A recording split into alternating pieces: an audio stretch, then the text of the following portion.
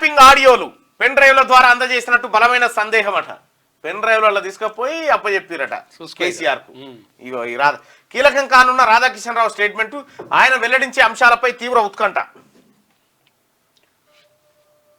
ఆ కస్టడీలో నిందితుల నుంచి పోలీసుల కీలక సమాచారం. ట్యాపింగ్ లిస్టులో రేవంత్, ఈటల, బండి తదితరులు. ఆధారాల కోసం అధికారులు ముమ్మర ప్రయత్నాలు చేస్తా ఉన్నారట.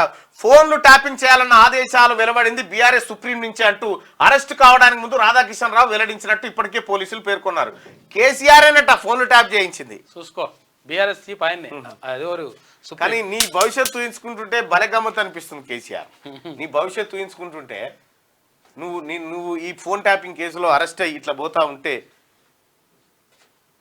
ఒకరిద్దరు పక్కపంటి మా దేవుణ్ణి అరెస్ట్ చేస్తారా అంటుంటే పిచ్చినా కొడుక నేను దేవుణ్ణి ఎందుకు అవుతారా, నేను దొంగనరా అని చెప్పి మీరు అంటా ఉంటే, మీరు మనసులో అనుకుంటుంటే ఎంత అద్భుతంగా ఉంటుంది కేసీఆర్. నువ్వు ఎంతమందిని గొర్ర గుంజుకపోయినావు.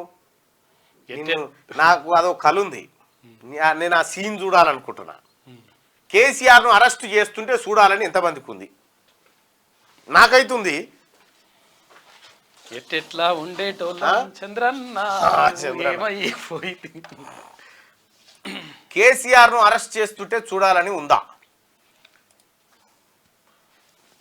మీకుందా? మరి నాకైతుందా పక్క.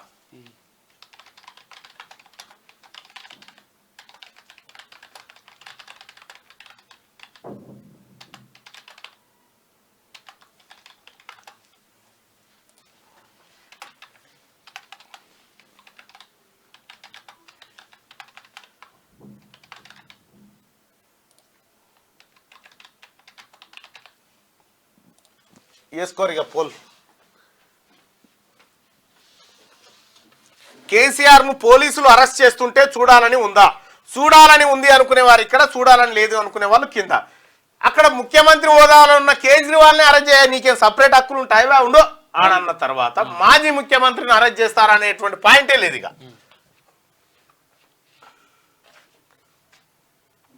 దిశ కదా రైట్. మొత్తం కేసీఆర్ అన్నట. కానీ నువ్వు ఊహించవు కేసీఆర్. నువ్వేమనుకున్నావు అంటే విర్రవీగిపోయినావు. ఈ రాజ్యం ఎంతరా భయ్, రాజ్యాంగంలో కమ్మల జింపి పారేసేంత శక్తి నాకుంది అనుకున్నావు. కానీ ప్రజాస్వామ్యం ఎంత పవర్ఫుల్ ఉంటుందో చూడు. ప్రజలు అవులగాళ్ళు అనుకున్న ప్రతి ఒక్కడి పరిస్థితికి ఇదే అయింది.